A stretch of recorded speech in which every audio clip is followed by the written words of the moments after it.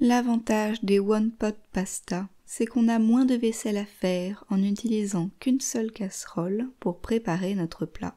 Voici ma version des pâtes bolognaises en One Pot Pasta. Je commence par préparer mes PVT en les versant dans une casserole. Il faut les cuire en premier, ça prend un peu de temps, mais si vous voulez les remplacer par du seitan ou une autre alternative, je vous explique les étapes sur le blog. J'y ajoute de l'eau,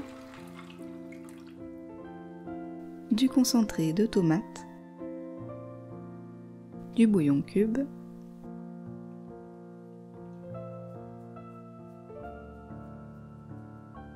du vinaigre balsamique, puis beaucoup d'épices. Tout sera listé sur la recette écrite sur mon blog, le lien est dans la description de la vidéo. Je mélange.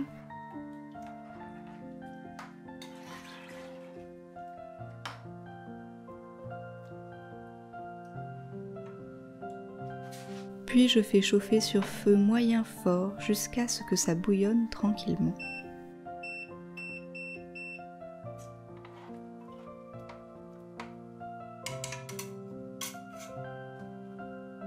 Pendant ce temps, je prépare mon oignon en le coupant en morceaux assez épais. Vous pouvez ajouter d'autres légumes si vous avez envie, comme des carottes ou du céleri.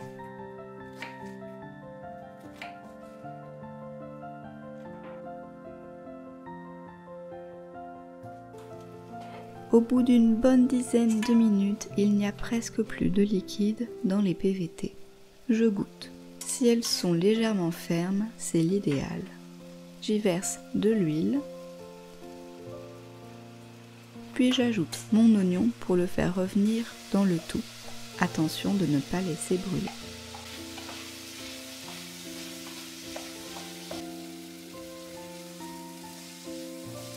Quand l'oignon est translucide et a ramolli, je rajoute de la tomate concassée.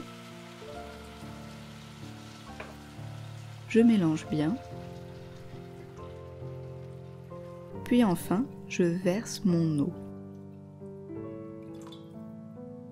Pour assaisonner les pâtes, je vous conseille de goûter le bouillon avant de rajouter des épices. Je vous donnerai quelques options d'épices sur le blog.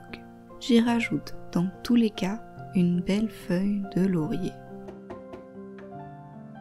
Quand le tout bout, je rajoute enfin mes pâtes.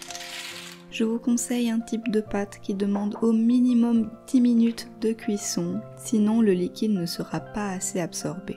Donc oubliez toutes les mini pâtes et les pâtes en 3 minutes de cuisson. J'ai choisi des pipés. Je laisse maintenant doucement mijoter le temps de cuisson des pâtes. Une fois les pâtes cuites, c'est possible qu'il reste un peu de liquide, mais si vous attendez quelques minutes, le liquide va épaissir et se transformer en sauce, juste comme ça. L'avantage de cuire les pâtes dans la sauce, en plus d'avoir moins de vaisselle à faire, c'est que les pâtes s'imprègnent de toutes les saveurs et c'est vraiment délicieux. Selon votre appétit ou votre repas, cette quantité convient de 2 à 3 personnes. J'espère que cette recette vous plaira et surtout qu'elle vous donnera envie. Si vous avez envie de la faire, n'oubliez pas que toutes les quantités et toute la recette écrite sont en ligne sur mon blog l-herboriste.com. Le lien direct est dans la description de la vidéo. On se retrouve la semaine prochaine pour une nouvelle recette. Alors en attendant, je vous fais des bisous et je vous dis à bientôt.